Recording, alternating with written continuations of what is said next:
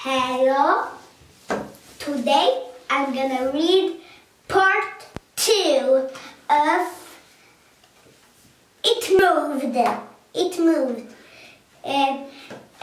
Part 1 I read to chapter 3. Now I'm gonna read to chapter 5, 6. Wait, I need to see. No. How many chapters there are? There's okay. See to chapter 5. To chapter 5, and then there's more, and then chapter 5. What should I say? And then after chapter 5, there's more, and then I'm gonna read that, and then that's all. Okay. So now I'm gonna read from chapter 3 to chapter 5, okay? Chapter 3. When they split up again at lunchtime, the first ones to reach the playground were agreed. It's moved. It definitely moved. Not much, but a little. Enough to prove it, I can. Somebody might have moved it, Peter offered. Everyone turned on him. Who's been out of class? No one went off to the toilets. No one wasn't around to Mrs. Mackey's office. Nobody went to the sick room. It's turned. Nobody left the classroom the whole time we were there.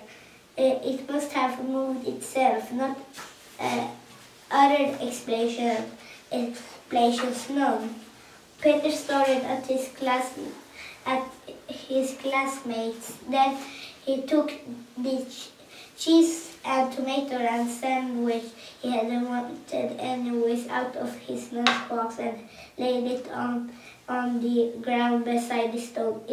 This isn't any old sandwich, he declared, glaring at Lily. Oh no, this is a very special sandwich. You see, sometimes it moves. I don't believe you, said Christiana properly. That's stupid, George said. How can a sandwich move? You're just jealous of Lily's candy. Lily, said Candy. Listen, he says Peter, close to losing his temper now. A moving sandwich just as likely as a moving stone. Not when you think about it, said Tariq. You can't be thinking, Peter almost shouted. None of you can be thinking. If you were thinking, you would know that stones don't move. Since they were sitting up, looking at him brightly, he said it again louder. Stones don't move. I think it just did again, said Roberta. I think I just caught them moving out of the corner of my eye. She gave Peter a ripful look, and if you hadn't been shooting at us and distracting me, I wouldn't have seen it properly. Gosh, Peter closed his head and doubled over. He looked like someone who's been kicked in the stomach. He looked as if he were in terrible pain. Sarah came to his rescue. She felt in her pockets and brought out the only thing she could find. It was a sweet warpaper. Sarah threw it on the ground next to the sandwich. See this old sweet wallpaper, she said. Well, that was true, so why don't you all sit and watch it? That would be just as sensible as sitting around looking at a stone. You would just else likely to see it get up and move. It didn't say. I didn't say the stone actually gets up and moves. Lily tried to explain. Then I just said it moves, and only thought I saw it stretching satanic. Stones don't move, howled Peter. If you and Sarah don't think you were likely to see anything excited, Maria told them softly, you could go off and do something else till the bell rings, and we will stay here and to watch the stone. Good idea, Robert muttered under his hair breath. So Sarah and Peter went in a huff until nearly the end of a lunch break. Chapter 4. When Sarah and Peter came back, everyone else was still in the circle. The sweet warper had disappeared, but the sandwich and stone were still lying.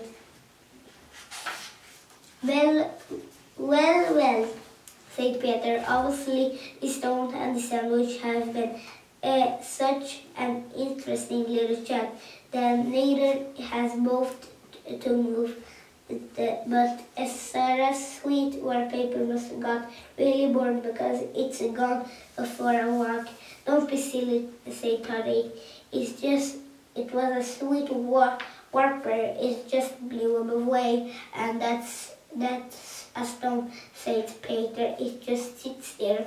As it happens, Christiana told him, you're wrong about that. The stone has been moving quite a bit. Lots of people think they've seen it. Peter's face went scowled.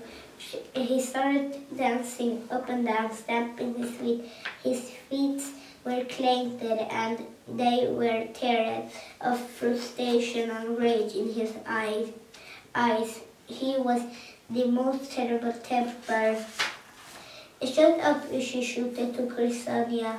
Shut up and stop it, all of you. You are mad and you are stupid. Lily has put this daft idea in your heads and you're falling for it. You have no sense at all. You're acting like zombies sitting around a circle watching a stone and waiting for it to move. He jumped up and down on the spot in his fury, cheering at the top of his voice. How many times do I have to say, tell you stones don't move? One of the ladies came over and put an arm around Peter's shoulder. Now she tried, so they stood here. Calm down, my prayers. There's nothing to do and we're getting this excited about. Candy looked up at her. Not even stones that moves. The dinner lady looked at the circle of children sitting around watching the stone. She looked at a stone. Well, she said, a stone that moves. That would be worth making a bit of a song and dance about. Why? Have you get one? Is that it? And she perished on the playground wall and kept her eye on the stone with the rest of them until the bell rang. Chapter 5. It seemed like a very long afternoon, but gradually she had hands on the classroom. A clock grabbled round towards going home time. 2 minutes before the bell, Mrs. Bentley whipped the last of the maths work of board and asked the class as usually, what was the best bit of the day? Everyone hand shoot up. Mrs. Bentley asked Rebecca first. Show and tell. Rebecca said definitely. Almost everyone agreed. Yes, show and tell. Mrs. Bentley was What started? You mean Lily Stone? That's right. The big grey lumpy one. Yes, that one. The one that moved. Well, that's a surprise, Mrs. Bentley couldn't help saying. And then the case she hurt Lily's feelings, and she added, "Not that wasn't a really interesting show and tell." "I know that," said Lily. "I knew you would find it special." Mrs. Bentley looked around the class. No one was laughing. No one was even sniggered. Peter had his head in his hands, but he could have been reading a book hidden on his lap, and Sarah was staring out of window with a very set face, but maybe she had dental or Mason starting after school that had started to worry her. In any case, Mrs. Bentley couldn't think of a thing to say, so she said what she always did, but a minute or so earlier than usual. Right then, wait. Det här, clear cut laban engelska version. La Swedish version.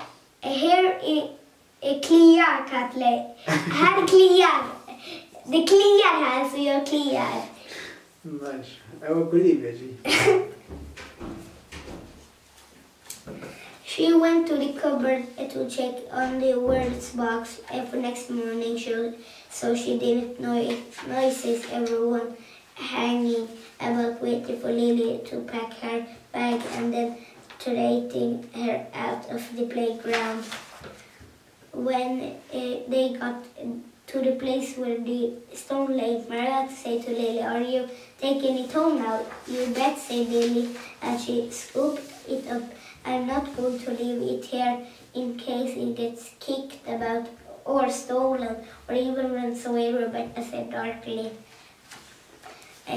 "Like a sweet wallpaper," Peter asked nicely, but everyone ignored him. Lily said carefully, "I don't think it would run away."